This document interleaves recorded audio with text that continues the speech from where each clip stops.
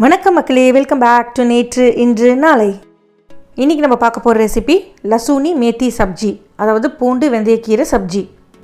இதை நான் எப்படி பண்ணேங்கிறத பார்க்குறதுக்கு முன்னாடி நம்ம சேனலுக்கு நீங்கள் ஃபர்ஸ்ட் டைமாக வரீங்கன்னா மறக்காமல் சப்ஸ்கிரைப் பண்ணுங்கள். இந்த எம்மியான ஹெல்த்தியான சைட் டிஷ்ஷை நீங்கள் தோசை, சப்பாத்தி, அதுக்கப்புறம் ஜீரா ரைஸ் கூட சாப்பிட்லாம். ரொம்பவே நல்லாயிருக்கும். ஒரு பெரிய கட்டு வெந்தயக்கீரையை நல்லா ஆஞ்சிட்டு வாஷ் பண்ணிவிட்டு பொடி பொடியாக நறுக்கி எடுத்து வச்சுக்கோங்க. கடாயில் 1 டேபிள் ஸ்பூன் எண்ணெயை சூடு பண்ணிவிட்டு எண்ணெய் சூடானதும் ஒரு கைப்பிடி அளவுக்கு பூண்டை சேர்த்துட்டு நல்லா ரோஸ்ட் பண்ணிக்கலாம். பூண்டு நல்லா வறுபட்டதுக்கு அப்புறமா நம்ம கட் பண்ணி வச்சுருக்கிற வெந்தயக்கீரையை சேர்த்துட்டு நம்ம வதக்கிக்க போகிறோம். கட் பண்ணதில் எனக்கு கிட்டத்தட்ட பார்த்திங்கன்னா 2 கப் வெந்தயக்கீரை வந்தது. ஒரு 2 நிமிஷத்துக்கு நீங்கள் வதக்கிட்டே இருந்தாலே போதும், உங்களுக்கு வெந்தயக்கீரை குக் ஆகிடும். நல்லா பூண்டோட குக் ஆகும் போது உங்களுக்கு ஃப்ளேவருமே நல்லாயிருக்கும். வெந்தயக்கீரை குக் ஆனதுக்கப்புறமா தனியாக ஒரு பிளேட்டில் எடுத்து வச்சிடலாம். வதக்கின இந்த வெந்தயக்கீரையை நம்ம கிரேவியில் கடைசியாக சேர்த்துக்க போகிறோம். இப்போ அதே கடாயில் நான் இன்னொரு டேபிள் ஸ்பூன் எண்ணெய் சேர்த்துக்கிறேன். எண்ணெய் சூடானதுக்கப்புறமா 1/2 டீஸ்பூன் ஜீரகம் சேர்த்துக்கலாம். ஜீரகம் பொரிஞ்சதுக்கப்புறமா ஒரு பச்சை மிளகாயை பொடி பொடியாக நறுக்கிட்டு சேர்த்துக்கலாம். வெந்தயக்கீரை பூண்டு சப்ஜி சொல்லிட்டோம், அப்போ பூண்டோட ஃப்ளேவர் நம்மளுக்கு டாமினேட்டிங்காக தான் இருக்கணும். அதனால் 3 டேபிள் ஸ்பூன் அளவுக்கு பொடி பொடியாக நறுக்கின பூண்டு சேர்த்துக்கோங்க. பூண்டு கொஞ்சம் தாராளமாக சேர்த்தா தான் உங்களுக்கு ஃப்ளேவர் நல்லாயிருக்கும். பூண்டு சேர்த்ததுக்கப்புறம் பூண்டு நல்லா ரோஸ்ட் ஆகிற வரைக்கும் வதக்கிட்டே இருங்க. பூண்டு குக் ஆனதுக்கப்புறமா நம்ம பொடி பொடியாக நறுக்கின வெங்காயம் சேர்த்துக்கலாம். பெரிய சைஸ் வெங்காயம்னா 1 சேர்த்தா போதும். வெங்காயம் பூண்டோடு சேர்ந்து இந்த எண்ணெயிலே நல்லா குக் ஆகட்டும். வெங்காயம் சீக்கிரமாக குக் ஆகிறதுக்கு தேவையான அளவுக்கு உப்பு சேர்த்துக்கலாம். வெங்காயம் நல்லா குக் ஆகி கலர் மாறினதுக்கப்புறமா நம்ம தக்காளி சேர்த்துக்கலாம்.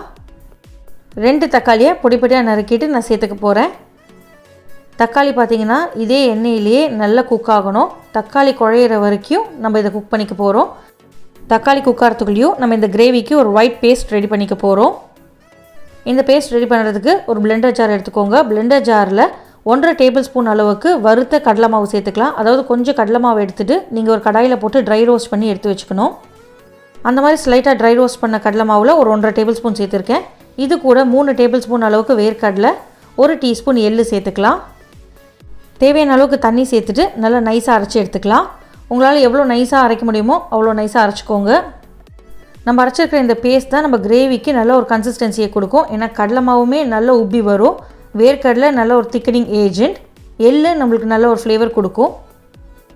இப்போ நம்மளோட தக்காளி நல்லா வெந்து குழஞ்சிடுது.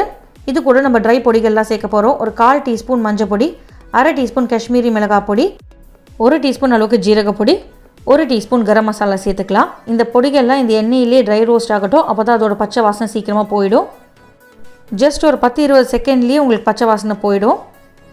பச்சை வாசனை போனதுக்கப்புறமா அடி பிடிக்கிறதுக்கு முன்னாடியே நம்ம அரைச்சி வச்ச பேஸ்ட்டை சேர்த்துக்கலாம். கடலை மாவு, வேர்க்கடலை, எள்ளு, தண்ணி சேர்த்து அரைச்சோம் இல்லையா, அந்த பேஸ்ட் தான் நான் சேர்த்துருக்கேன். பேஸ்ட் சேர்த்ததுக்கப்புறமா கலந்து விட்டுருங்க. தேவையான அளவுக்கு தண்ணியை கொஞ்சம் கொஞ்சமாக சேர்த்துட்டே வாங்க. சூடு படப்பட உங்களுக்கு இந்த கிரேவி திக்காகிட்டே வரும். மறக்காமல் மிக்ஸி ஜாரையுமே அலம்பிட்டு தண்ணியை சேர்த்துக்கோங்க. இன்னும் அதில் நிறைய ஃப்ளேவர்ஸ் இருக்கும். இந்த பேஸ்ட் சேர்க்கும் போது ஃப்ளேமை லோக்கு மாற்றிடுங்க, இல்லைனா அடி பிடிச்சிடும். கொஞ்சம் கொஞ்சமாக நீங்கள் தண்ணி சேர்த்துட்டு மிக்ஸ் பண்ணி விட்டுட்டே வாங்க. நல்லா தளத்தன ஒரு கிரேவி கன்சிஸ்டன்சி வரும்போது நீங்கள் தண்ணி ஆட் பண்ணுறதை ஸ்டாப் பண்ணிக்கலாம். நல்லா கலந்து விட்டுட்டு நம்ம ரோஸ்ட் பண்ணி வச்சுருந்த பூண்டு வெந்தயக்கீரை மிக்சரை இப்போ இந்த கிரேவியில் சேர்த்துக்கலாம். வெந்தயக்கீரை சேர்த்ததுக்கப்புறம் நல்லா கலந்து விடுங்க. 1 கப் அளவுக்கு தண்ணி சேர்த்துட்டு நல்லா கலந்து விட்டுட்டு கொதிக்க விட்டுக்கலாம். ஒரு 3லேருந்து 5 நிமிஷம் இந்த சப்ஜி நல்லா கொதிக்கட்டும்.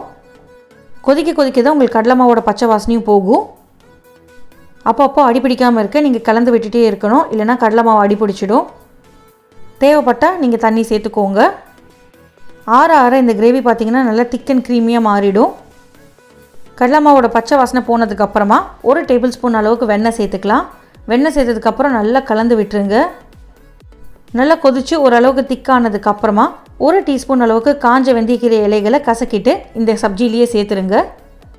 நம்ம கடைசியாக சேர்க்குற இந்த கசூரி மேத்தி, அதாவது காஞ்ச வெந்தயக்கீரை இலைகள் பார்த்திங்கன்னா இந்த சப்ஜிக்கு வெந்தயக்கீரையோட ஃப்ளேவரை தூக்கி கொடுக்கும். 1 டீஸ்பூன் அளவு கரம் மசாலா சேர்த்துட்டு கலந்து விட்டுட்டு நீங்கள் அடுப்பை ஆஃப் பண்ணிடலாம். கடைசியாக பொடி பொடியாக நறுக்கின கொத்தமல்லி இலைகளை தூவி விட்டுட்டு நல்லா சூடாக சர்வ் பண்ணுங்கள். சாப்பிட்றதுக்கு சூப்பராக இருக்கும். நான் சொன்ன மாதிரி நீங்கள் ஜீரா ரைஸ் இல்லைனா சப்பாத்தி கூட சாப்பிட்டு பாருங்கள்.